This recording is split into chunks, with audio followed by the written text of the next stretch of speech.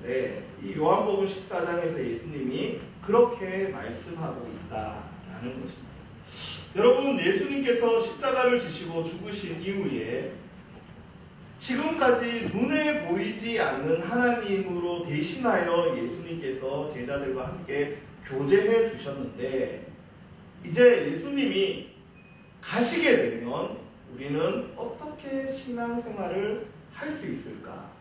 이렇게 이런 근심을 가지고 있는 제자들에게 오늘 예수님께서 1절, 2절에서 분명하게 예수님이 가시는데 무엇을 하러 가시는지 우리에게 얘기해주고 그리고 제자들에게 말씀하고 있습니다. 우리 1절과 2절을 한 목소리로 같이 한번 읽어봅니다. 시작. 너희는 마음에 근심하지 말라. 하나님을 믿으니 또 나를 믿으라. 내 아버지 집에 거할 곳이 많도다. 그렇지 않으면 너희에게 일렀으리라. 내가 너희를 위하여 거처를 예비하러 가노니. 아멘. 자, 예수님께서 가시면 하시는 일이 무엇인가? 그래서 오늘 본문을 보면 1절, 2절 말씀을 보면 예수님께서 내가 너희를 위하여 거처를 예비하러 간다. 이렇게 얘기하고 있어요. 이 거처는 헬라어로 토포스라고 하는데 이게 무슨 의미냐면 여러분 교회인데 그 중에서 어떤 특정한 공간을 얘기할 때 이 단어를 쓰는 거예요. 그러니까 교회다 라고 얘기할 수도 있지만 교회의 잠옷이다 혹은 서재다 뭐 이렇게 얘기할 때 어떤 특정한 공간, 그 공간을 부각시키고자 할 때에 사용하는 것이 바로 거처, 공간이라는 뜻이에요. 그래서 책을 볼 때에 우리가 책을 다 한 권을 보지만 그 중에서 여러분 밑줄 그은 곳이 있잖아요. 그런 것이 바로 여기에 해당할 수 있는 것입니다. 자, 그래서 일반적으로 이 거처를 교회에서 말할 때 이렇게 얘기하는 거예요. 예수님께서 천국에 가셔서 우리의 집을 짓고 계신다. 이게 참 은혜로운 말이고 은혜로운 표현이라고 저는 생각을 합니다. 하나님의 나라 천국에 나의 집이 있다라는 건 너무 은혜롭고 위로가 되는 그러한 말이 되는 거예요. 그런데 사실 이 본문은 천국의 그 집을 얘기하는 것이 아닙니다. 천국의 집을 의미하지 않아요. 천국에는 집이 나의 집이 있거나 나의 아파트가 있거나 어떤 타운이 형성되어져 있는 그런 곳이 아닙니다. 천국은 이미 이루어져 있고 어떤 경우에도 천국은 이미 완성되어져 있습니다. 예수님께서 굳이 가셔서 그것을 마무리 지으셔야 할 이유가 없는 거예요. 그래서 천국은 여기에서 말하는 거처를 우리가 천국에 우리가 거할 집을 짓고 계신다라고 우리가 말한다면 본문을 우리가 참되게 알지 못하는 그리고 오해하는 그러한 표현이 되고야 마는 것입니다. 자, 그렇다면 이 거처는 무엇인가?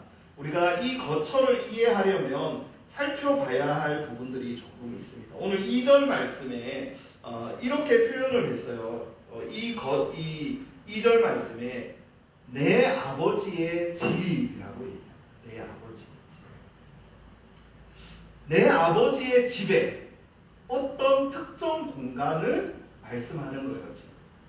아버지의 집에 어떤 특정 공간. 여러분 이스라엘 성전에는 성전이 있지만 그 중에서 약 한 2,000개의 작은 방들이 있어요. 그게 뭐냐? 기도실이었어요. 아마 예수님께서 이 성전을 얘기하면서 기도실을 얘기하듯이 나도 아버지의 집 중에 특별한 어떤 공간을 너희들에게 또 다른 너희들에게 주고 싶다라는 표현으로 우리는 이 말씀을 볼 수 있는 겁니다. 자, 내 아버지의 집이라는 이 표현은 사복음서에 꾸준히 등장하는 표현입니다.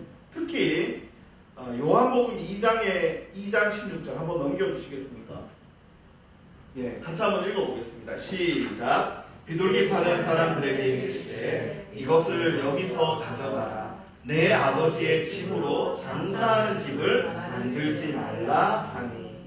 자, 여기에서 지금 아버지의 집이 무엇이죠? 성전이죠.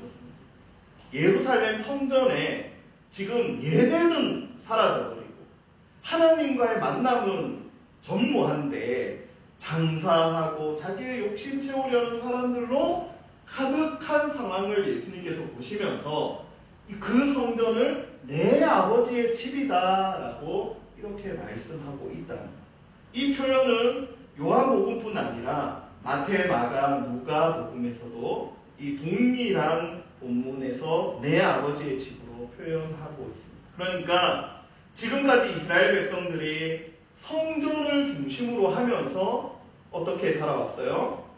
성전을 중심으로 근심과 두려움 없이 지금까지 살아왔다.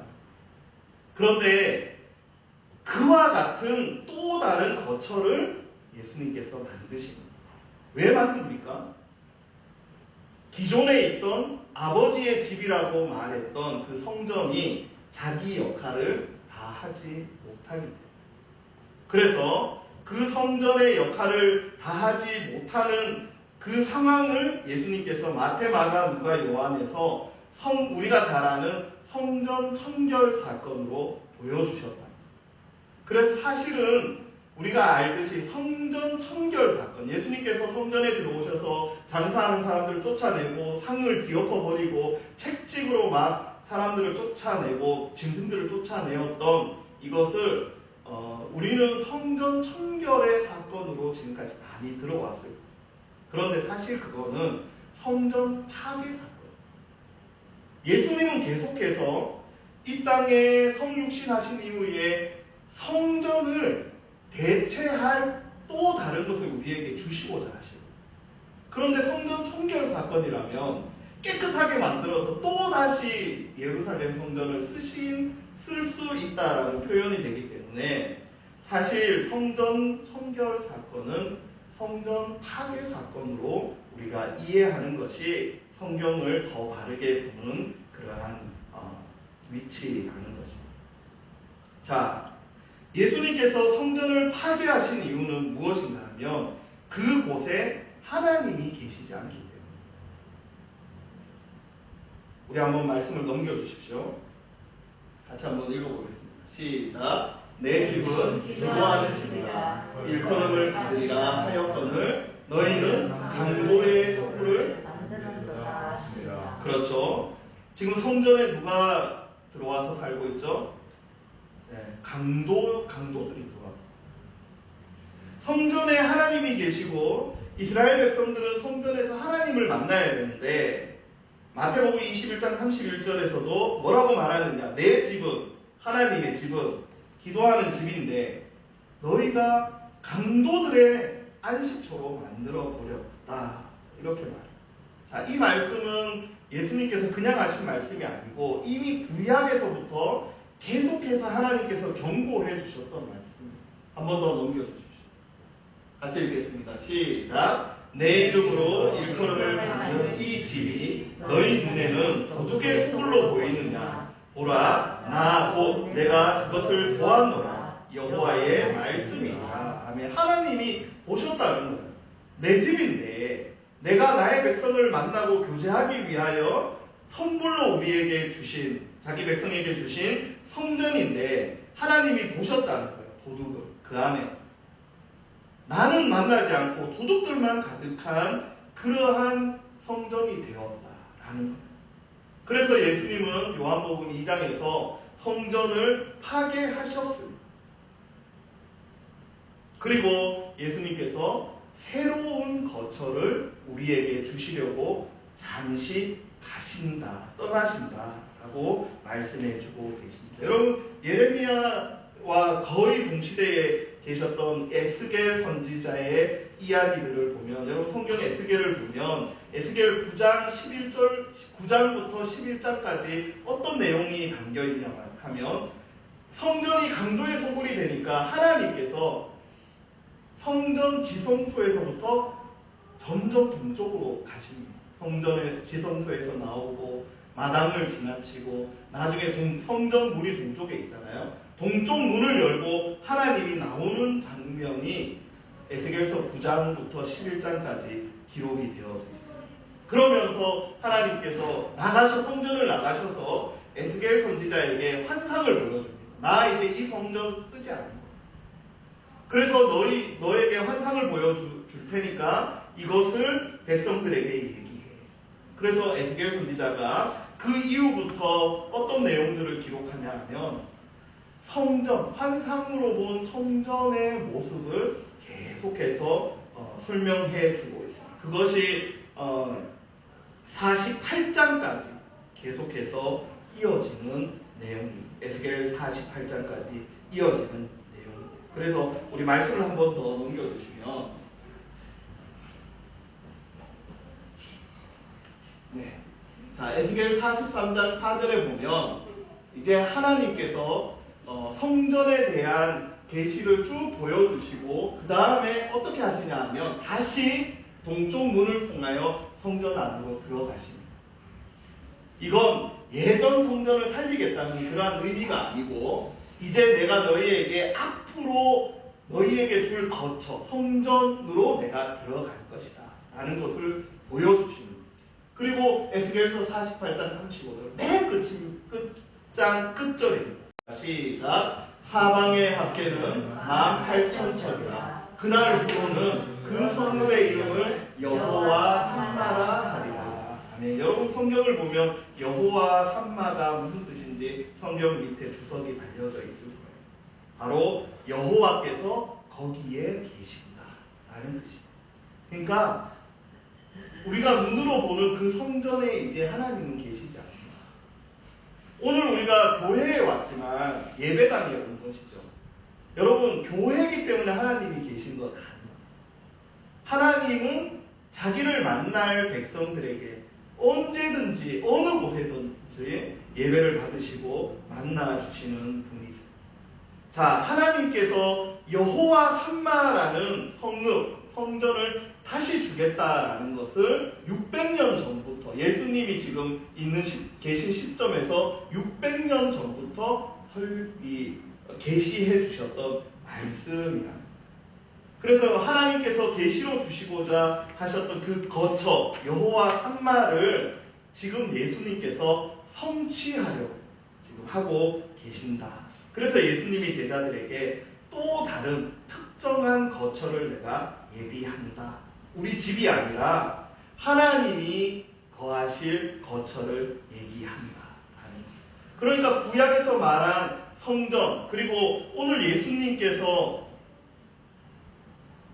요한복음 2장에서 이 성전에 들어가셔서 모든 사람들을 쫓아내셨던 그 성전은 진짜 하나님께서 우리에게 주고자 하시는 그 거처의 모형과 그림자라는 것.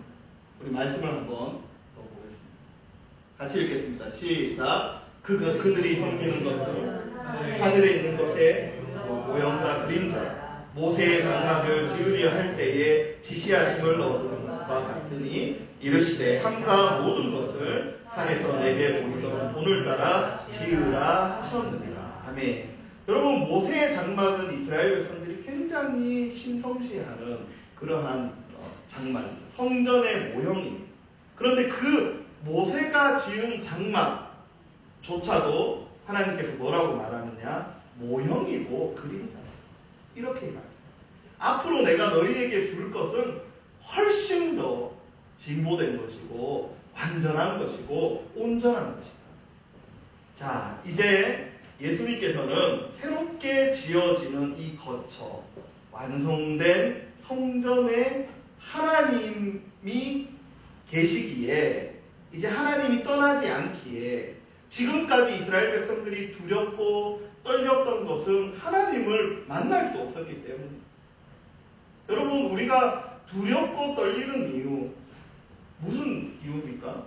하나님을 만날 수 없기 때문에. 삶의 불안해서가 아닙니다. 남들보다 우리의 조건이 좋지 않아서가 아니에요. 우리가 하나님을 만나면 두렵고 떨지 않습니다. 우리 아이들이 두렵고 떨고 컴컴한 방에서 막 두려워하다가도 아빠가, 엄마가 그 공간에 딱 들어가면 아이들은 결코 그 근심과 두려움에 계속해서 빠져있지 않는 것과 같은 거죠. 자, 하나님께서는 이제 영원히 계실 거처, 그리고 그곳에서 자기 백성을 만나주실 거처를 만드신다. 그것을 예수님께서 지금 하고 계신다. 그래서 구약과